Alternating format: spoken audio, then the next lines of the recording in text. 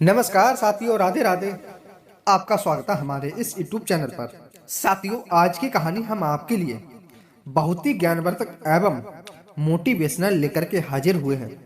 आज की यह हमारी कहानी बहुत ही शिक्षा प्रदत्त होने वाली है। साथियों, आज की कहानी का टाइटल है जो पत्नी साथियों रात को अपने पति के साथ नहीं सोती है वो यह 3 बातें जरूर कान खोलकर सुन ले साथियों, नहीं तो उसे बहुत पछताना पड़ेगा। साथियों, आज की कहानी इसी विषय पर होने वाली है। साथियों, यदि एक स्त्री साथियों अपने पति को छोड़कर अन्य मर्द के साथ जाती है या अपने पति के साथ नहीं सोती है, उनका उल्लंघन करती है साथियों, तो आज की यह वीडियो कान खोलकर सुन ले। यह 3 बातें चौंका देने वाली हैं साथियों। यदि आपने शुरू से एंड तक नहीं सुनी तो बहुत पछताना पड़ेगा आपके लिए। आइए साथियों, चलते हैं, देर ना करते हुए इस वीडियो की तरफ चलते हैं। इससे पहले यदि हमारे इस चैनल पर पहली बार आए हो तो हमारे इस चैनल को सब्सक्राइब जरूर कर लेना और वीडियो को लाइक शेयर करना मत भूलिएगा साथियों। आइए देर ना करते हुए चलते हैं इस वीडियो की तरफ। क्योंकि साथियों, मनुष्य हमेशा 3 ही गलतियां करता है और वह साथियों जानबूझकर ही 3 गलतियां कर बैठता है। और वह साथियों 3 गलतियां कौन सी हैं वह भी हम आगे इस वीडियो में बताएंगे साथियों। और यह भी साथियों बताएंगे स्त्री के लिए अपने पति के साथ में सोना जरूरी है या नहीं है साथियों। आखिर क्यों जरूरी है सोना।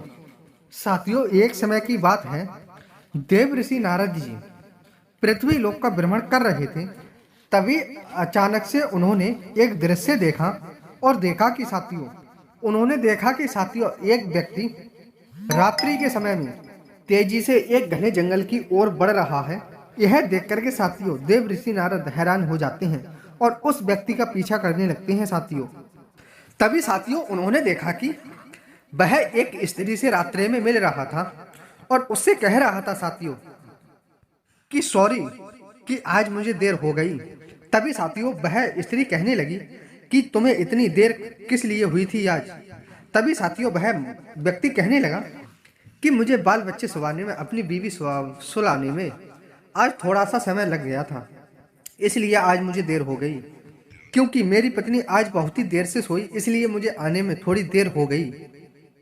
तभी साथियों वह स्त्री कहने लगी कोई बात नहीं, मुझे भी आज अपने पति को सुलाने में देर हो गई, लेकिन फिर भी मैं तुमसे आज पहले आ गई।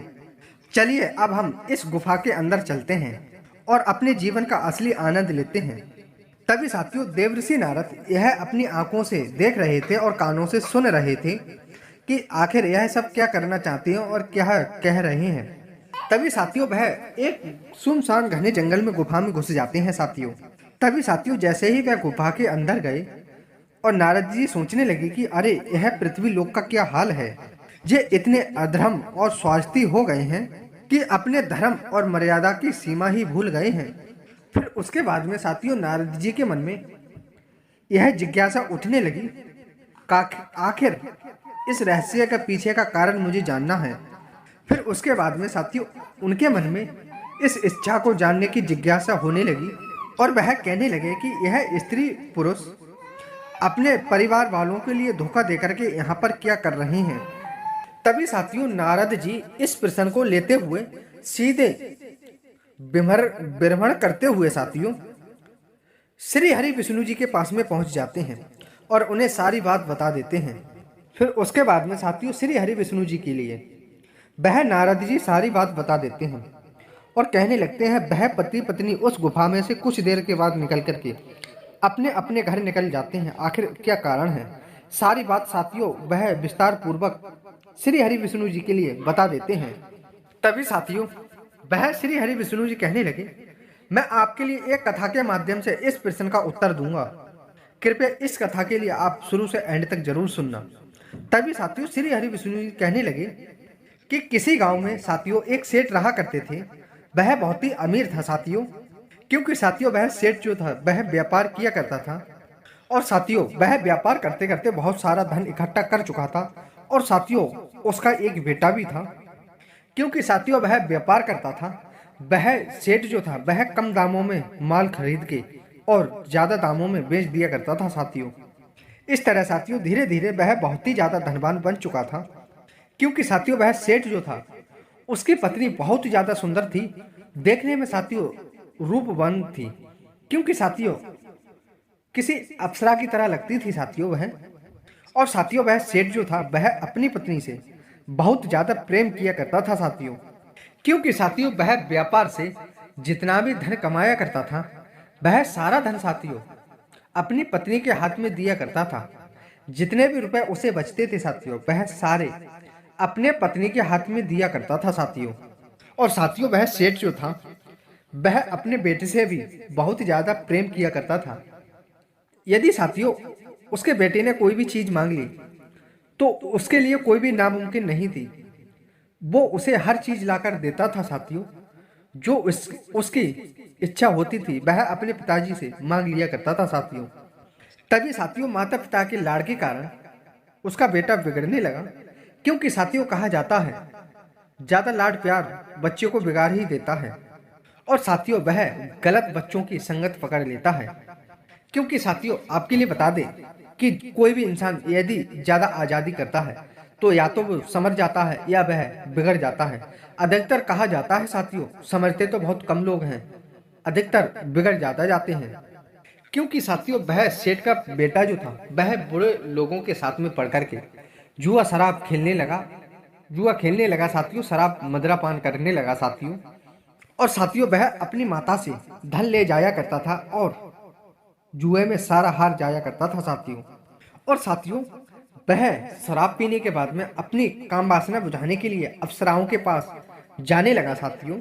तभी साथियों वह सेठ जो थे उन सेठ के लिए साथियों एक दिन एक खबर मिल जाती है और उन्हें सुनने को मिलता है कि आखिर तुम्हारा बेटा बहुत बिगड़ चुका है। दिन में तो जुआ खेलता है, शाम को मदरा पान करके शराब पी करके वह अपनी हवस बुझाने के लिए किसी अप्सरा के पास जाया करता है। तभी साथियों इतनी बात सुनकर के वह सेठ कहने लगता है कि आखिर इस दलदल से अपने बेटे को कैसे बाहर निकाला जाए। तभी साथियों उस सेठ ने सोचा कि इसका विवाह कर देते हैं, यदि इसकी पत्नी आ जाएगी तो हो सकता है यह सुधर जाएगा। फिर यह वेश्याओं के पास जाता है, फिर यह नहीं जाएगा। फिर उसके बाद में साथियों उस सेठ ने एक धनवान बनिए की बेटी को देख करके अपने बेटे का रिश्ता तय कर दिया साथियों। फिर उसके बाद में साथियों उस सेठ ने अपने बेटे की शादी उस बेटी से करा दी साथियों। वह साथियों उस बनिए की बेटी जो थी वह बहुत ही नौजवान सुंदर युवक स्त्री थी साथियों। उससे उसका विवाह हो जाता है। वह देखने में बहुत ही सुशील साफ मन वाली थी साथियों, क्योंकि साथियों उसकी पत्नी किसी अप्सरा से कम नहीं थी। वह अपनी पत्नी को छोड़ करके साथियों कहीं नहीं जाता था और वह साथियों अपने पत्नी के बाद में उन वेश्याओं को भूल चुका था। तभी साथियों वह सेठ और सेठ की पत्नी जो थे वह दोनों बूढ़े हो जाते हैं। बहुत ही कमजोर होने के बाद में साथियों उनकी मृत्यु हो जाती है। अब तो वह सेठ का बेटा अकेला ही रह चुका था, लेकिन साथियों उसकी काम वासना तो शांत हो चुकी थी। लेकिन उस सेठ के बेटे में एक आदत अभी नहीं गई थी, क्योंकि साथियों वह बहुत ही ज्यादा जुआ खेलता था। इसके बाद में साथियों भगवान विष्णु कहानी को सुनाते हुए आगे कहते हैं, हे नारद, कि एक दिन उसके जीवन में ऐसा आया, उसने अपनी सारी संपत्ति गंवा दी। उसके पास में बिल्कुल भी धन नहीं रहा साथियों, और ना ही उसके पास में कोई हुनर था जो कि वह कुछ पैसे कमा सके। जो उसके माता पिता धन कमाकर गए थे वह सारा उसने जुए में उड़ा दिया। तभी साथियों उसकी पत्नी कहने लगती है, हे स्वामी, अब तो हमारे पास कुछ भी नहीं है खाने को, आखिर अपना जीवन आगे कैसे गुजारेंगे। तभी साथियों इतना कहकर के वह उसकी पत्नी कहने लगती है, हे स्वामी, तुम किसी राजा के पास चले जाओ और अपना पेट पालने के लिए कहीं नौकरी देख लेते हैं। तभी साथियों वहां के राजा का एक नियम था साथियों, वह यदि किसी को नौकरी देता था तो वह साथियों यह पूछा करता था कि तुम क्या काम काज कर सकते हो। यदि आपके पास कोई अच्छा हुनर है तो आपको नौकरी दी जाएगी, अन्यथा आपको नौकरी नहीं दी जाएगी। लेकिन साथियों उसे तो ना ही कोई हुनर आता था, ना ही उसे कोई काम काज करने को सही से आता था साथियों, ना तो उसके पास धन था साथियों। अब वह सेठ का बेटा जो था वह बहुत ही दुखी हो चुका था।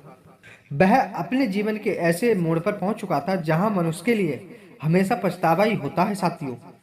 अब तो साथियों ऐसा मानो कि उस सेठ के बेटे के लिए एक दाना कमाने के लिए भी बहुत देर सोचना पड़ रहा था साथियों। और उसके घर में साथियों एक फूटी कौड़ी तक नहीं रही और खाने के लिए एक अन्न का दाना भी नहीं रहा साथियों। अब तो वह बहुत ही ज्यादा दुखी होने लगा। तभी साथियों एक समय की बात है, वह सेठ का बेटा जो था वह काम वासना के लिए अपनी पत्नी के पास में पहुंच जाता है। उसकी पत्नी साथियों गुस्से में कहने लगती है कि मनुष्य का सबसे बड़ा सुख केवल काम वासना ही नहीं होता है, जरूरतमंद लोगों की मदद भी करना होता है। वह तुम्हारी तरह अंधे हुए हैं और जीवन भर पछताते हैं। और तभी साथियों वह अपनी पत्नी की बात सुनकर कहने लगा, यह तुम क्या कह रही हो। तभी साथियों वह कहने लगी, आज मैं तुम्हें आपकी 3 गलतियां बताने जा रही हूं, क्योंकि इन्हें आप ध्यान से सुनना। मनुष्य 3 यह गलती करने के बाद में मनुष्य हमेशा पछताता ही है। कुछ लोग अनजाने में करते हैं तो कुछ लोग जानबूझकर करते हैं, और इसके चलते मनुष्य को जीवन के अंतिम दिनों में इसका परिणाम उन्हें भोगने के लिए ही पड़ता है। तभी साथियों वह कहने लगी कि सुनो, पहली बात, जो मनुष्य अपने शुरुआती दिनों में शिक्षा और हुनर नहीं सीखते हैं, उन्हें अंत में कई तरह की दिक्कतों का सामना ही करना पड़ता है साथियों। और आपकी यही गलती आपको जीवन भर परेशान करती रहती है।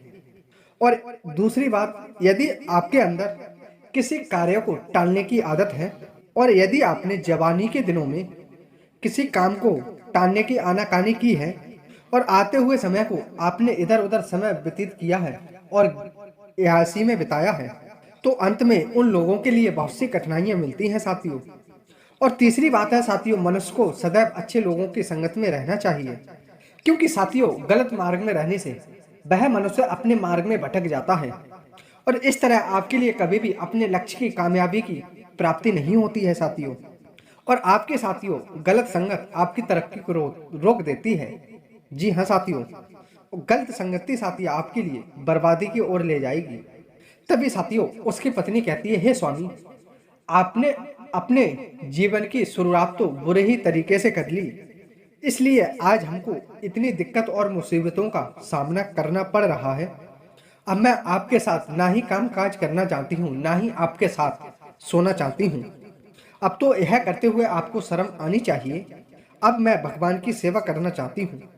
मुझे यकीन है भगवान मेरी सहायता अवश्य करेंगे, क्योंकि साथियों लोग ब्रह्मचार्य में पहुंच जाते हैं तो वह भगवान की ही पूजा करते हैं, इसलिए मुझे ब्रह्मचारी जीवन में जाना ही बेहतर है साथियों। तभी साथियों उसकी पत्नी कहने लगी, है स्वामी, मैं आप बचे हुए दिनों को बर्बाद नहीं करना चाहती हूँ। अब तो आप समझ गए होंगे कि मैं आपके साथ काम कीड़ा क्यों नहीं करना चाहती हूँ और मैं आपके साथ क्यों नहीं सोना चाहती हूँ। हमारा अब एक ही लक्ष्य है, भगवान की सेवा करना और भगवान की ही पूजा करना। और इसलिए आप अपने काम वासना को भूल करके मेहनत पर ध्यान दो, भगवान की भक्ति में कुछ मन लगाओ, इसलिए हमारी भगवान अवश्य सुन लेंगे। तभी साथियों भगवान विष्णु कहने लगे, हे नारद जी, उस सेठ की बेटे की बहू ने सही कहा था। जो लोग हमसे जुड़ जाते हैं उन्हें कभी भी दुख कष्ट नहीं आता है। जो लोग भगवान को हमेशा मानते हैं तो भगवान उनकी हमेशा ही सुनता है। तभी साथियों वह उसकी पत्नी जो थी वह बहुत ही दयालु थी साथियों, वह किसी पर जुर्म नहीं करना चाहती थी। तभी साथियों एक समय की बात है, वह किसी कार्य से बाजार में जा रही थी। तभी अचानक से उन्हें साथियों एक बुजुर्ग आदमी मिल जाता है और उसे साथियों वह घर पर ले आती है, उसकी बहुत ही सेवा करने लगी साथियों। और तभी साथियों उसकी मेहनत से खुशी होकर के उस बूढ़े आदमी ने उसे बहुत सारा धन दिया साथियों। तभी साथियों विनय बहुत सारा धन मिल जाता है, इससे वह खुश होकर के भगवान और उस बूढ़े आदमी का बहुत बहुत धन्यवाद करते हैं साथियों। लेकिन साथियों फिर जब उसके घर में उस बूढ़े आदमी के चक्कर से धन तो आ जाता है, लेकिन वह सेठ का बेटा फिर बिगड़ने लगता है। तो एक समय की बात है साथियों, वह शराब पी करके फिर से घर आया और काम वासना के चक्कर में साथियों वह अपनी पत्नी के पास में गया। तभी साथियों वह काम वासना से उसके साथ सोने से साथियों मना कर देती है, इससे साथियों वह रात में आधी रात होते ही साथियों उसकी पत्नी सो जाने के बाद वह घर से निकल आता है और फिर साथियों उसी गुफा के अंदर चला जाता है और वैश्या के साथ साथियों वह अपनी काम वासना को शांत कर देता है साथियों। और साथियों फिर उसके बाद में दोनों लोग अपने अपने घर चले जाते हैं। तभी साथियों भगवान विष्णु कहने लगते हैं श्री नारद जी से, कहने लगते हैं, हे नारद, आपने पृथ्वी लोक पर जो दृश्य देखा था वह दृश्य इन्हीं दोनों लोगों का था। क्योंकि साथियों किसी भी स्त्री के लिए तुरंत ही अपने पति का त्याग नहीं करना चाहिए साथियों। जिस तरह से साथियों उस सेठ की बेटे की बहू ने किया था साथियों। क्योंकि साथियों जो स्त्री एकदम से अपने पति के साथ सोना छोड़ देती है और उसके साथ में साथियों काम कीड़ा करना बंद कर देती है तो साथियों उसका पति गलत रास्ते पर ही निकल जाता है। प्रत्येक स्त्री को चाहिए साथियों वह अपने पति के लिए धीरे धीरे रास्ते पर लाए। यदि साथियों वह गलत संगत में है तो उसे धीरे धीरे सुधारने की कोशिश करे साथियों। अब साथियों भगवान विष्णु कहने लगते हैं नारद से कि अब ध्यान से सुनो, मैं स्त्रियों की 3 बातें बताना चाहता हूँ जो स्त्री के लिए कदापि नहीं करनी चाहिए। तभी साथियों भगवान विष्णु कहने लगते हैं कि हर एक स्त्री के लिए स्त्री को अपने पति के साथ में रात्रि में विश्राम करना, उसके साथ सोना कदापि साथियों बंद नहीं करना चाहिए। एकदम से साथियों उसके लिए कभी भी नहीं छोड़ना चाहिए। जो साथियों स्त्रियां पति के साथ में सोने से इनकार करती हैं फिर वह साथियों स्त्री का पति जो होता है वह बिगड़ ही जाता है और दूसरे की स्त्री की तलाश में निकल ही जाता है साथियों। इसलिए हर एक स्त्री के लिए अपने पति के साथ सोने से इनकार नहीं करना चाहिए साथियों। और साथियों नंबर 2 पर है, हर एक स्त्री के लिए अपने पति के साथ में प्रेम से बात करना चाहिए साथियों। जो स्त्री साथियों अपने पति की सारी इच्छाएं पूरी करती है वह एक ना एक दिन साथियों अपने पति के लिए सही रास्ते पर ला करके खड़ा कर देती है और उनके साथ में साथियों खुशहाल जीवन व्यतीत करती है।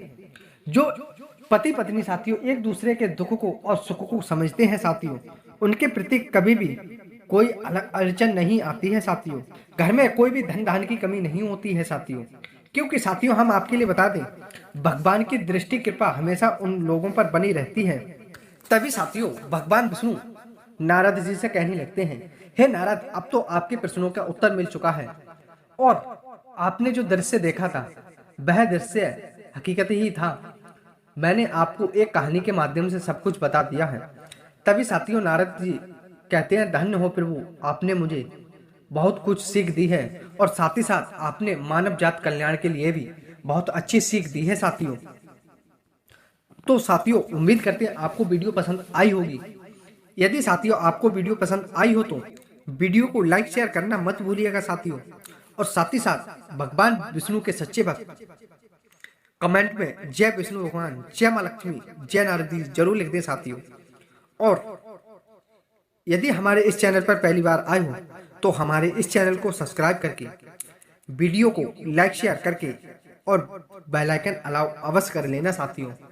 धन्यवाद साथियों। मिलते हैं एक ऐसी ही ज्ञानदायक कहानी, मोटिवेशनल कहानी के साथ में। जय श्री कृष्ण, राधे राधे। धन्यवाद साथियों। कमेंट में जय विष्णु भगवान लिखना मत भूलिएगा। धन्यवाद साथियों।